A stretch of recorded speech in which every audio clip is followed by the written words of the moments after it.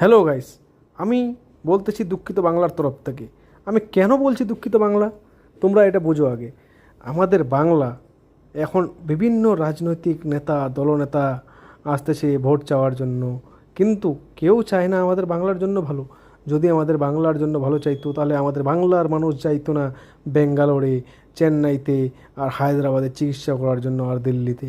ঠিক আছে, আমাদের এক একটা মানুষকে এক পার্টি আছে যেটার নাম হলো টিএমসি, বা এর আগে যে ছিল বুদ্ধদেব ভট্টাচার্য সিপিএম, কেউ আমাদেরকে অনেক ফ্যাসিলিটি দিয়েছে, বাট আমাদের এইটা এখনও চিকিৎসার ব্যবস্থা কেউ করতে পারে না ঠিকমতো। আমাদেরকে যাইতে হয় বড় বড় অপারেশন, বড় বড় সার্জারি বা ক্যান্সার ট্রিটমেন্টের জন্য বিভিন্ন প্রদেশে। ঠিক আছে, আর এখনও আমাদের বাংলাতে যে ক্যান্সারের ট্রিটমেন্ট আর বিভিন্ন বড় বড় মেজর সার্জারি বা অপারেশনেরগুলো অপশন আছে, সেগুলো যে আছে কলকাতার মধ্যে, তার মধ্যে অনেক লম্বা লাইন, আমাদের যাইতে হয় বাঁচার জন্য অন্য প্রদেশে। আর আমাদের বাংলায় এত অবস্থা খারাপ কেন? কেন থাকবে আমাদের বাংলায় এত অবস্থা খারাপ? আমরা জানতে চাই এইটাই, যে আমাদের বাংলা ছিল আগে এই দেশের রাজধানী, এবং আমাদের গর্বিত বাংলা। আজকে আমাদের গর্বিত বাঙালির মানুষদের, ছেলেপেলেদের, প্রত্যেকটা ফ্যামিলির 80% ছেলে মেয়েদেরকে যাইতে হচ্ছে বিভিন্ন প্রদেশে কাজ করার জন্য।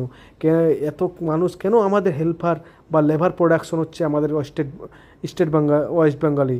আমি এটাই জানতে চাই, আমাদের ওয়েস্ট বেঙ্গলে কেন আমাদের এডুকেশন সিস্টেম কি এত খারাপ হয়ে গেছে যে আমাদের এখানে শুধু লেবার প্রোডাকশন হচ্ছে আজকাল?